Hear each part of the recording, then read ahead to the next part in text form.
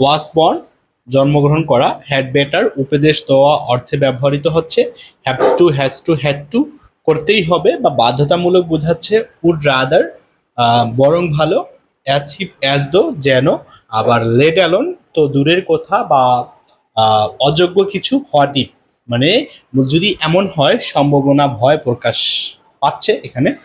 এরপর দেখো যে হোয়াটস ড্যাশ ড্যাশ লাইক অথবা what does dash dash look like there it no sooner had dash dash then would you mind it is high time unless lest so that অথবা in order that এবং that.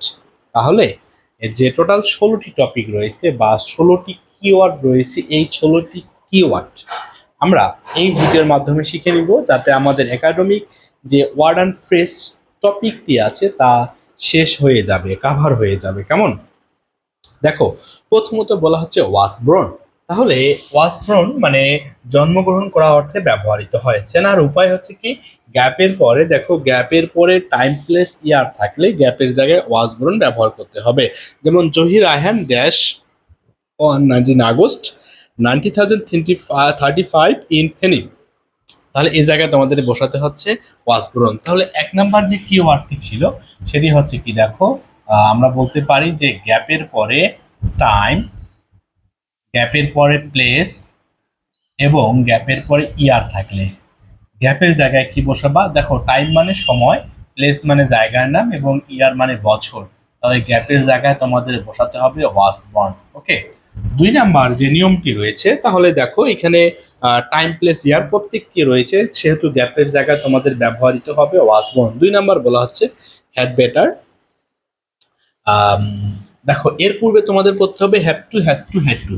কি বললাম বলো? Have to, has two এবং হলো had to. Have to, has to, had two বাধ্যবাধকতা বোঝাবে, এদের পরে ভার্বের বেস ফর্ম ব্যবহৃত হয়। আর হ্যাড বেটারটি হলো এর ব্যতিক্রম বা এর বাইরের নিয়ম। চলো আমরা আগে হ্যাভ টু, হ্যাজ টুটা পড়ে নেই। বলছে, যদি এক্সাম্পল পড়ি, দেখো বলছি she dash go to college regularly, regularly. আচ্ছা দেখো, যে she third person singular number, সেজন্য এখানে ব্যবহৃত হবে হ্যাজ। আবার আমরা জানি টু ব্যবহৃত হয়েছে, ভার্বের বেস ফর্ম গো ব্যবহৃত হয়েছে, এজন্য হ্যাজ টু। তাহলে she has to go to college regularly. এই যে রেগুলারলি, এই কাজটি বাধ্যতামূলক বোঝাচ্ছে, যেটি করতেই হবে। যদি রেগুলারলি না থাকতো তখন তোমরা ব্যবহার করতে হ্যাড বেটার। কেমন? আবার এখানে যদি বলি দে, তখন হয়ে যাবে had better, sorry have to, they have to, they have to go to college regularly. তাহলে এখান থেকে কি বুঝলা? যে have to, has to, had to মানে বাধ্যতামূলক বোঝাচ্ছে। যেমন কি হচ্ছে দেখো, বলছে a good citizen perform a lot of things. We, এখন উই এর ক্ষেত্রে ব্যবহার করতে হবে have to. We have to work hard to develop our country. আমাদের দেশের উন্নয়নের জন্য আমাদের হ্যাড টু ভাবে অথবা হ্যাভ টু ভাবে কাজ করতেই হবে। আওয়ার ক্রিকেটার্স, আমাদের ক্রিকেটাররা স্ট্রাগল সংগ্রাম করে more to win the world cup. তাহলে ভাইয়া দেখো, কোনো কাজ করতেই হবে, বাধ্যতামূলক বোঝাচ্ছে, তখন তোমরা বসাতে পারো এখানে have to, has to, had two. Have to, has to ব্যবহৃত হয় প্রেজেন্ট টেন্সের ক্ষেত্রে এবং হ্যাড টু ব্যবহৃত হয় পাস্ট টেন্সের ক্ষেত্রে। আর হ্যাড বেটার তুমি এটা কাজ করতেও পারো, না করতে পারো, এটি বাধ্যতামূলক বুঝাবে না, সেহেতু তখন তোমাদের বোঝাতে হবে। হ্যাঁ দেখো, এই সেন্টেন্স দিয়ে যদি বলি আমরা, তখন রেগুলারলিটা থাকবে না। বলছে দে গো টু কলেজ, তাহলে এখানে তোমরা কি বসাবা? দে গো টু কলেজ। তাহলে এখানে কি বসাতে হবে? এখানে হ্যাড বেটার।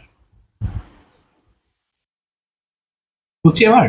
কারণ এখানে রেগুলারলি, সামটাইমস, সেলডম, যে এই পরিমাণ অ্যাডভার্ব গুলো নেই, সেহেতু তোমাদের এখানে বসাতে হবে হ্যাড বেটার। তাহলে have to, has to, had two এবং হ্যাড বেটারের যে নিয়মটি ছিল, একটা বাধ্যতামূলক বোঝাবে আর একটি বাধ্যতামূলক বোঝাবে না। এখানে তোমাদের সমস্যা হতে পারে, আশা রাখি বুঝতে পেরেছো। আবার দেখো, he she it singular noun has to ব্যবহৃত হয়, I we you they plural noun, তাই হ্যাভ টু ব্যবহৃত হবে। আর হ্যাড বেটার ব্যবহৃত হবে পাস্ট টেন্স নির্দেশের ক্ষেত্রে। দেখো, তুমি সহজ কথায় মনে রাখবা যে গ্যাপের পরে দান থাকলে গ্যাপের জায়গায় উল্টা দান বসাবা। 3 নাম্বার যে নিয়মটি রয়েছে, গ্যাপের পরে ফ্রেশ PHRASH ফ্রেশ প্লাস দেন থাকলে এখানে উড রাদার কেমন?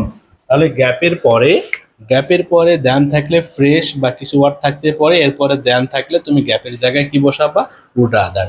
বলছে আই হেট বিগিনিং, আমি প্রথমত সেটাকে ঘৃণা করি যে I dash die than beg, তাহলে I would rather die than beg, than আছে, আবার দেখো গ্যাপের পরে ফ্রেশ ওয়ার্ড রয়েছে, এরপরে দেন আছে, তাহলে গ্যাপের জায়গায় তোমরা কি ব্যবহার করবা? উড রাদার ব্যবহার করতে হবে। কেমন? দেখো অ্যাসিভ এবং অ্যাসদোর যে নিয়মটি রয়েছে, যে আমাদের 1 2 3 নাম্বার এবং 4 নাম্বার 5 নাম্বার যে নিয়মটি রয়েছে, অ্যাসিভ এবং অ্যাসদো, এটি পরীক্ষায় মাস্ট বি আসতে পারে তোমাদের। এর পূর্বে এবং পরে দেখো, গ্যাপের পূর্বে যখন প্রেজেন্ট ইনডিফিনিট টেন্স থাকবে এবং গ্যাপের পরে যখন পাস্ট ইনডিফিনিট টেন্স থাকবে, তখন গ্যাপের জায়গায় কি বসাবা? অ্যাসিভ অথবা অ্যাসদো। বাংলা অর্থ জানো, হি বিহেভস, এই যে দেখো প্রেজেন্ট ইনডিফিনিট টেন্স স, এটি past indefinite tense. He talks present indefinite tense were, past indefinite tense. গ্যাপের পূর্বে স্পিক্স প্রেজেন্ট ইনডিফিনিট টেন্স, এরপরে পাস্ট ইনডিফিনিট টেন্স। আবার গ্যাপের পূর্বে দেখো, গ্যাপের পূর্বে পাস্ট ইনডিফিনিট টেন্সে অ্যাড্রেসড, মেয়ে আমাকে সম্বোধন করেছিল, শি হ্যাড নোন এভরিথিং, এরপরে পাস্ট পারফেক্ট টেন্স। তাহলে অ্যাজ ইফ অ্যাজ দো নিয়মটি মনে রাখার জন্য তোমাদের যে সকল বিষয়গুলো জানতে হবে, যে গ্যাপের পূর্বে এবং পরে, গ্যাপের পূর্বে প্রেজেন্ট ইনডিফিনিট টেন্স হলে গ্যাপের পরে পাস্ট ইনডিফিনিট, গ্যাপের পূর্বে পাস্ট ইনডিফিনিট টেন্স হলে গ্যাপের পরে পাস্ট পারফেক্ট টেন্স, তাহলে গ্যাপের জায়গায় তোমাদের বসাতে হবে অ্যাজ ইফ। ওকে, দেখো এবার পড়বো লেড অ্যালোন। তো লেড অ্যালোন মানে ভাবায় যায় না, কল্পনা করা যায় না বা চিন্তায় করা যায় না এমন কোনো কিছু। তাহলে এখানে মাথা রাখতে হবে গ্যাপের পূর্বে, দেখো তো বলছে গ্যাপের পূর্বে নেগেটিভ একটি ওয়ার্ড থাকবে যে ক্যান হার্ডলি, তাহলে তোমাদের শর্টকাটটা এইভাবে মনে রাখতে হবে যে গ্যাপের পূর্বে, এটা গ্যাপের পূর্বে যে ক্লোজটি ব্যবহৃত হচ্ছে এই ক্লোজটি সাধারণত নেগেটিভের থাকবে। ক্যান নট, ওকে, দেখো যে ক্যান নট রয়েছে, আবার ক্যান নট রয়েছে, ক্যান হার্ডলি শব্দটা হচ্ছে নেগেটিভ ওয়ার্ড। তাহলে গ্যাপের পূর্বে নেগেটিভ ওয়ার্ড থাকলে গ্যাপের জায়গায় তোমরা কি বসাই দিবা? লেড অ্যালোন বসাই দিবা। সহজ ভাষায় বলে দিচ্ছি তোমাদের। এরপরে যদি হট ইফ, যদি এমনটি হতো, শর্টকাট নিয়মটি কি দেখো, হট ইফের পরে মিশে দিচ্ছি এগুলো, পরে আবারও যাচ্ছি। দেখো যে হোয়াট ইফ গ্যাপের পরে অ্যাসারেটিভ সেন্টেন্স, এবং অ্যাসারেটিভ সেন্টেন্সটির পরে যদি কোশ্চেন মার্ক থাকে, কি বললাম দেখো তো, গ্যাপের পরে assertive sentence we miss the bus, যে এটা একটি অ্যাসারেটিভ সেন্টেন্স এবং শেষে কোশ্চেন মার্ক, তাহলে গ্যাপের জায়গায় হোয়াট ইফ বসাই দিবা। নোটটা করবে এমন করে যে গ্যাপের পরে অ্যাসারেটিভ সেন্টেন্স এবং শেষে কোশ্চেন মার্ক থাকলে গ্যাপের জায়গায় হোয়াট ইফ বসাতে হবে। এরপরে what does dash dash look like অথবা what do dash dash look like. এখন বলছে অজানা কোনো কিছু দেখার ইচ্ছা, অদেখা কোনো কিছু দেখার ইচ্ছা। চেনার উপায়, দুইটা শূন্যস্থান থাকবে এবং শেষে প্রশ্নবোধক চিহ্ন থাকবে। কেমন? কি বলা হচ্ছে? ড্যাশ ইওর ফ্যামিলি, তোমার পরিবার, এটা দেখা যাচ্ছে আর কি। বলছে তোমার পরিবার ড্যাশ আওয়ার ফ্যামিলি, আমাদের পরিবার, ইজ নট সো বিগ, বড় নয়। তাহলে দেখো এখানে হচ্ছে হোয়াট ডাস আর এখানে হবে লুক লাইক। কেমন? তাহলে একটি সেন্টেন্সের মধ্যে দুটা গ্যাপ থাকবে, প্রথমত হচ্ছে হোয়াট ডাস, দ্বিতীয়ত হচ্ছে লুক লাইক। এটা মাথা রেখে দিও। উড ইউ মাইন্ড গ্যাপের পরে ভার প্লাস আইএনজি থাকলে, কি বললাম? উড ইউ মাইন্ড গ্যাপের পরে ভার প্লাস আইএনজি থাকলে গ্যাপের জায়গায় উড মাইন্ড বসাই দিবা। কিরকম? বলছে ড্যাশ ইটিং সি ফিশ, তুমি কি এটা খেতে পছন্দ করো, অথবা বলছে dash taking tea with me, তুমি কি আমার সঙ্গে এক কাপ চা নিতে পারো বা এক কাপ চা খেতে পারো। তাহলে দেখো গ্যাপের পরে ভার প্লাস আইএনজি রয়েছে, তাহলে গ্যাপের পরে ভার প্লাস আইএনজি থাকলে উড ইউ মাইন্ড তোমাদের বসাতে হবে। যেমন I can not carry the box on my back, বলছে আমি বক্সটা ক্যারি করতে পারছি না আমার কোথায়, ব্যাকে বা থলেতে। Dash taking the box into the room, তাহলে আমরা কি বলতে পারি? গ্যাপের পরে ভার প্লাস আইএনজি আছে, তাহলে উড ইউ মাইন্ড বসাই দেব। ওকে, এরপর দেখো অ্যাজ সুন অ্যাজ, নিয়মটি একটু ভালোভাবে দেখতে হবে। অ্যাজ সুন অ্যাজ এর পরে সাধারণত গ্যাপের পরে পসিবল থাকলে গ্যাপের জায়গায় অ্যাজ সুন অ্যাজ, নতুবা দেখো গ্যাপের পূর্বে প্রেজেন্ট ইনডিফিনিট টেন্স থাকলে এরপরে পাস্ট ইনডিফিনিট টেন্স। যেমন বলছে একটু লক্ষ্য করো, বলছে সাথে সাথে, হতে না হতেই, ঘটতে না ঘটতে, পৌঁছাতে না পৌঁছাতে, যেতে না যেতে। সাধারণত পাস্ট ইনডিফিনিট টেন্স ভিতু বসে, এর অর্থ দিক থেকে খেয়াল রাখতে হবে। তাহলে অ্যাজ সুন অ্যাজ এর পূর্বে পাস্ট ইনডিফিনিট টেন্স থাকলে এরপরে পাস্ট পাস্ট ইনডিফিনিট টেন্স, পরে পাস্ট ইনডিফিনিট টেন্স, মানে পূর্বে এবং পরে একই টেন্স ব্যবহার করতে হবে। দেখো এখানে বলা হচ্ছে the kept quiet, they were gossiping, তারা গল্প করছিল, but the teacher entered, past টেন্সে রয়েছে, kept quiet were past tense রয়েছে, সেহেতু তোমরা এখানে অ্যাজ সুন অ্যাজ বসাই দিবা। আচ্ছা, এরপর দেয়ার শূন্যস্থান বাচক, যেখানে কোনো কিছু আছে বা ঘটে এমন অর্থে দেয়ার ব্যবহৃত হয়। দেয়ারের নিয়মটা বলে দিচ্ছি, দেখো গ্যাপের পরে লিফট অথবা সাধারণত ভার্বটি প্লুরাল,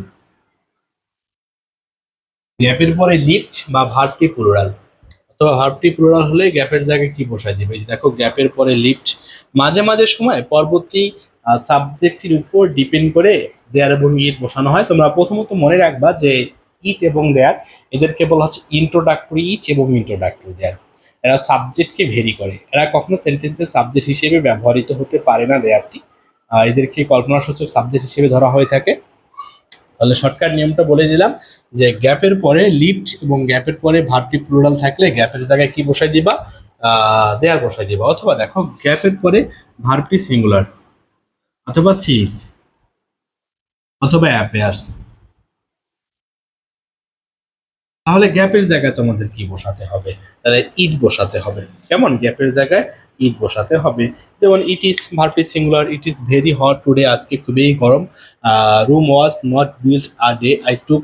আচ্ছা, এরপর দেখো ইট ইজ রিয়েলি, ভার্বটি সিঙ্গুলার রয়েছে, তাই এখানে কি বসাই দিবা, ইট বসাই দিবা। বলছে ইহা অর্থে ব্যবহৃত হয় সামনে বা কাছাকাছি তুচ্ছ বা ছোটখাটো জিনিস বোঝাতে তোমরা কি ব্যবহার করবে, ইট ব্যবহার করবা। হোয়াটস ইট লাইক, দেখো হোয়াটস ইজ লাইক কেমন লাগে, অনুভূতি কেমন বা অভিজ্ঞতা কেমন। দেখো হোয়াট ইজ লাইকের পরে ভার্ব প্লাস আইএনজি এবং হোয়াট ইজ লাইকের পরে টু প্লাস ভার্বের বেস ফর্ম ব্যবহৃত হয়, কিন্তু মাথায় রেখে দাও। এবং এই বিষয়টা দেখো গ্যাপের পরে ভার্ব প্লাস আইএনজি হলে উডি মাইন্ড ব্যবহৃত হচ্ছে অথবা হোয়াটস ইট লাইক ব্যবহৃত হচ্ছে। প্রশ্নের মধ্যে যে বিষয়টি মাথায় রাখতে হবে, প্রশ্নের মধ্যে যে বিষয়টি মাথায় রাখতে হবে তা হলো, হ্যাঁ, যে বিষয়টি মাথায় রাখতে হবে তা হলো পরীক্ষার মধ্যে যে কোনো একটা আসে,